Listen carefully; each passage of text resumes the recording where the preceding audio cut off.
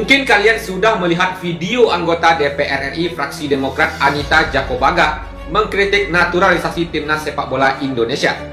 Kritik yang pedas dan tak dapat diterima oleh fans timnas Indonesia. Para pecinta sepak bola Indonesia dibuat marah oleh pernyataan Anita Jakoba ini. Sampai-sampai Partai Demokrat dan Ketua Umumnya AHY ikut diseret. Kalian bisa melihat luapan kemarahan fans timnas Indonesia di akun IG Ibu Anita Jakoba ini. Bahkan kemarahan fans timnas juga merembet ke akun AHY dan juga Partai Demokrat agar Anita Jakoba ini dikondisikan.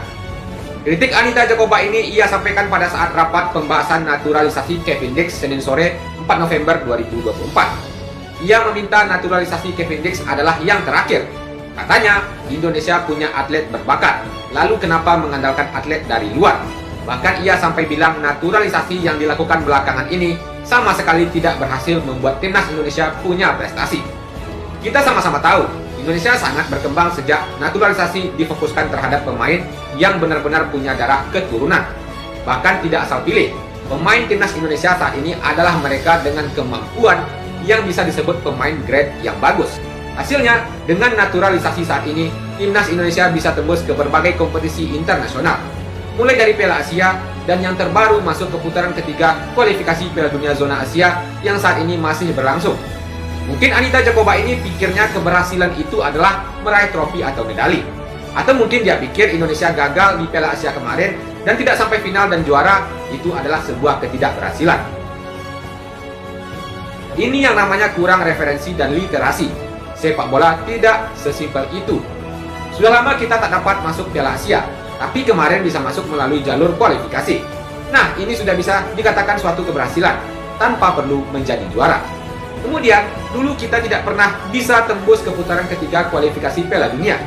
Di putaran pertama dan kedua saja timnas kita sudah ngos-ngosan. Tapi sekarang, kita tembus ke putaran ketiga kualifikasi Piala Dunia Zona Asia. Dan bahkan secara otomatis lolos ke Piala Asia 2027. Ini juga sebuah keberhasilan tanpa perlu menjadi juara. Bila seandainya nanti Indonesia tak tembus ke Piala Dunia, itu juga tidak mengecewakan. Timnas Indonesia sudah melangkah sangat jauh saat ini, dan itu adalah sebuah keberhasilan. Jadi, salah sekali Ibu Anita Jakoba ini bilang naturalisasi tidak berhasil. Maka sangat penting untuk mempelajari suatu hal sebelum bersuara. Tambah dulu literasi, banyak membaca dan memahami. Kalau sudah kebablasan, jadinya ruwet.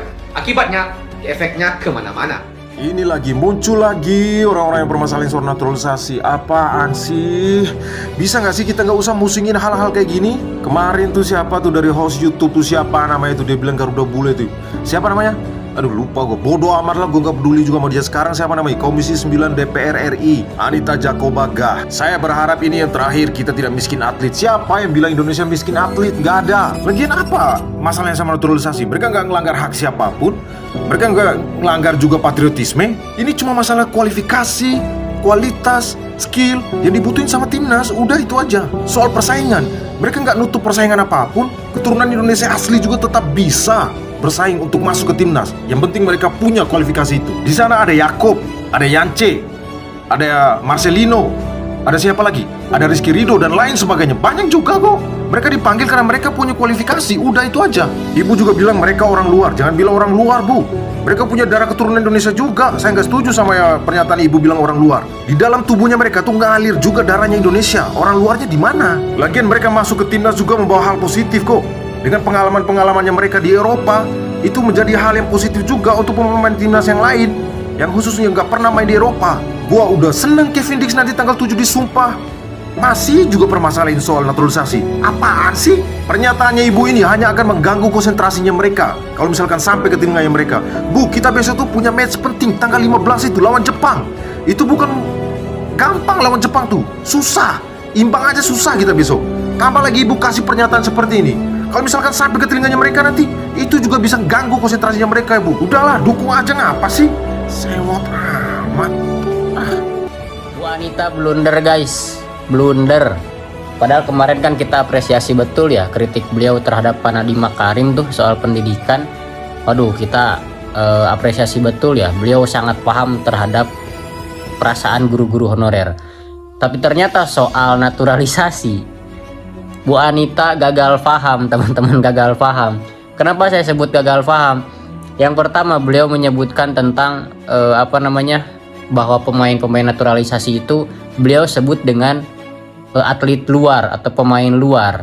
Padahal kan itu bukan pure bule ya, bukan pure orang luar. Mereka itu punya darah Indonesia, Bu Anita. Mereka itu punya darah keturunan Indonesia. Itu yang pertama. Yang kedua, Bu Anita bilang bahwa kita tidak kekurangan atlet. Di kita juga banyak atlet-atlet hebat. Ya memang kita tidak kekurangan, Bu. Karena kita bangsa besar gitu.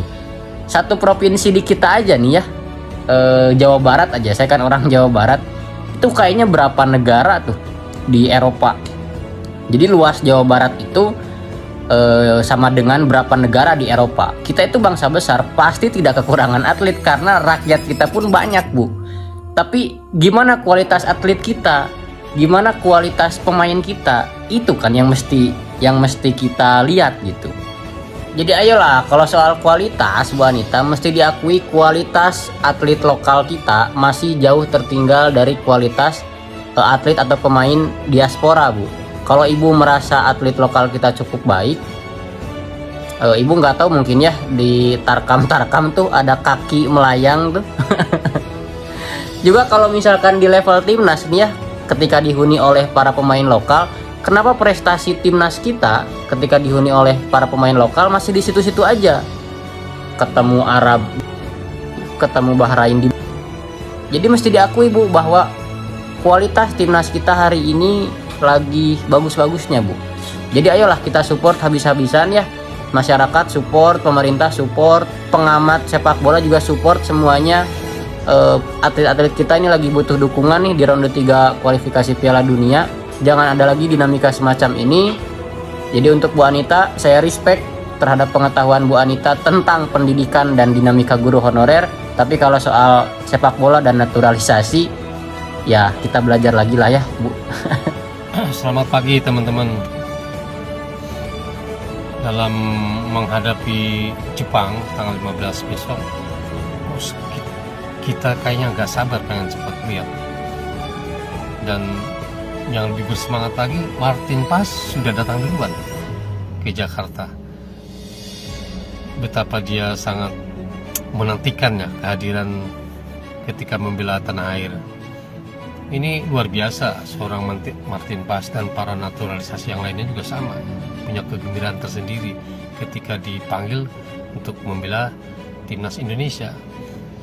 Nah, yang saya heran itu di DPR sekarang masih membahas soal-soal naturalisasi, nggak ada fungsinya, terus ngapain saja. Ini orang kok nggak mikir gitu ya.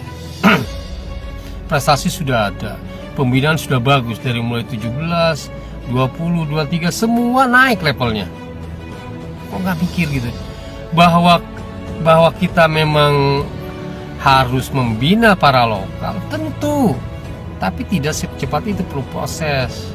Tapi juga rakyat kan perlu hiburan, ingin melihat timnasnya di Piala Dunia, Piala Asia, supaya kita bangga menonton timnas Indonesia dengan memakai jersey nasional kita, yang selama ini kita selalu membanggakan negara-negara lain. Ini saatnya kita bergembira kok. Kenapa para DPR itu selalu mempertanyakan naturalisasi?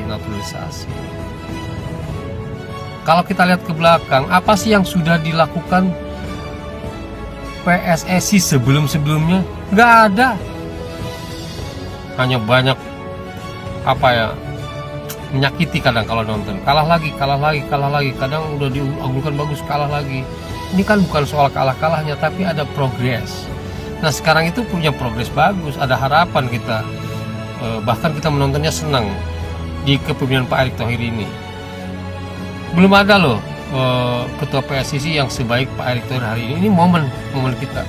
Jadi tolong kepada para pejabat yang ada di DPR sana, udahlah, dan teman-teman yang lain, stop untuk mempermasalahkan naturalisasi. Ini udah ada bukti, rakyat senang. Aku yakin 90% rakyat lebih mendukung naturalisasi saat ini dengan progres pemain nasional saat ini. Nah, teman-teman yang setuju silahkan komen. Pendapatnya sama dengan saya bahwa naturalisasi itu sudah benar dan Pak Erick Thohir itu sudah on track. Terima kasih, sukses untuk semua. Loh, kok iso? Bos besar Pak Erick Thohir menjawab kritikan-kritikan tentang naturalisasi.